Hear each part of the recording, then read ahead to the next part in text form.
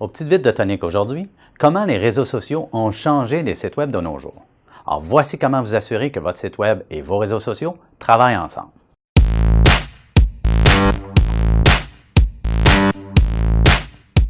Les médias sociaux et les sites web vont évidemment ensemble aujourd'hui. En 2017, ceux qui n'ont pas de site web, vous êtes complètement déconnectés de la réalité numérique.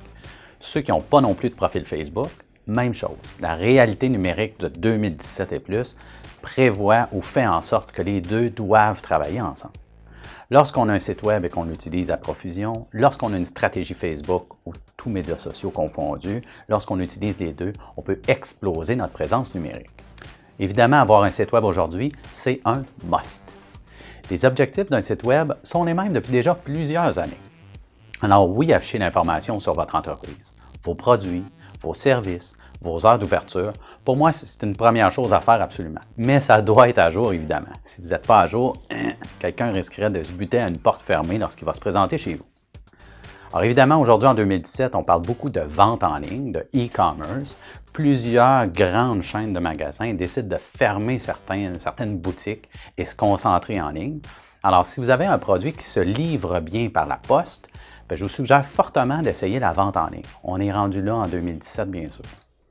Les gens aiment aussi réserver d'avance, pouvoir réserver sur votre site web.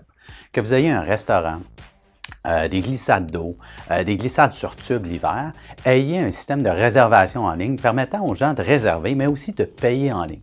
Ça fait en sorte que les gens ont moins de files d'attente à faire lorsqu'ils arrivent chez vous, que les gens aiment ça, le faire d'avance. Mais encore, le principal objectif aujourd'hui d'un site web, c'est que vous soyez visible sur Google et les autres engins de recherche. C'est certain, le site, quand les gens cherchent de l'information par rapport à votre entreprise, vos produits ou vos services, les gens doivent vous trouver. Et c'est la différence d'un site par rapport aux médias sociaux. Les gens, pour trouver votre site, doivent passer par les engins de recherche. Les réseaux sociaux, ou plus particulièrement Facebook, ont une stratégie complètement différente. Évidemment, Facebook devient un générateur de visibilité. Ça veut dire quoi? Ça veut dire que dans le fond, quand les gens vous suivent sur Facebook et que vous postez de l'information ou vous faites des publications sur Facebook, les gens vont les voir sur leur feed de nouvelles et croyez-moi, les gens vont sur Facebook quasiment 24 heures par jour aujourd'hui. Alors Facebook devient quant à lui un générateur de visibilité, mais aussi un générateur de visites sur votre site web. Alors quand vous allez publier de l'information, vous allez mettre un lien, admettons, vers votre site web. Évidemment, la personne qui semble intéressée parce que vous allez mettre de l'avant sur Facebook risque de cliquer sur le lien pour se retrouver sur votre site. Lorsqu'ils sont rendus sur votre site, sur cette page-là, l'objectif, c'est évidemment de convertir l'internaute en client si ce n'est pas déjà fait.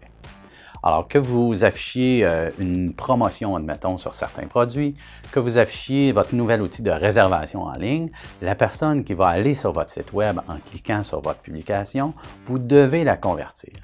C'est là que ça devient intéressant et c'est là, lorsqu'on marie le site web et les réseaux sociaux comme Facebook, on peut avoir des résultats beaucoup plus intenses que juste un ou l'autre. En terminant, je vous laisse avec 2 règles pour Facebook. Publiez 1 à 3 fois par semaine maximum. Puis, osez changer vos règles, osez changer le jour, l'heure même que vous publiez et mesurez vos résultats. Que vous postiez le lundi à 11h ou le jeudi à 10h15, il y a des différences dans la réaction que les gens vont avoir. Alors mesurez, regardez le nombre de personnes qui likent, qui commentent ou qui voient même la publication, jouez avec les jours et les heures et après ça, optimisez par rapport à ceux qui ont le meilleur résultat. Lorsque vous faites une publication sur Facebook, diversifiez les liens que vous mettez dans vos posts. Alors évidemment, parfois vous pouvez mettre un lien vers la page d'accueil, parfois ça doit être un lien vers un produit spécifique sur votre site web ou même un service spécifique, par rapport à ce que vous écrivez dans votre publication, bien sûr. Ensuite, mesurez les résultats de chacune des pages et évidemment, gardez ceux qui convertissent le mieux, c'est les pages qui ont le plus de rendement, évidemment. Sur ce, bonne semaine et n'oubliez pas, osez le web maintenant.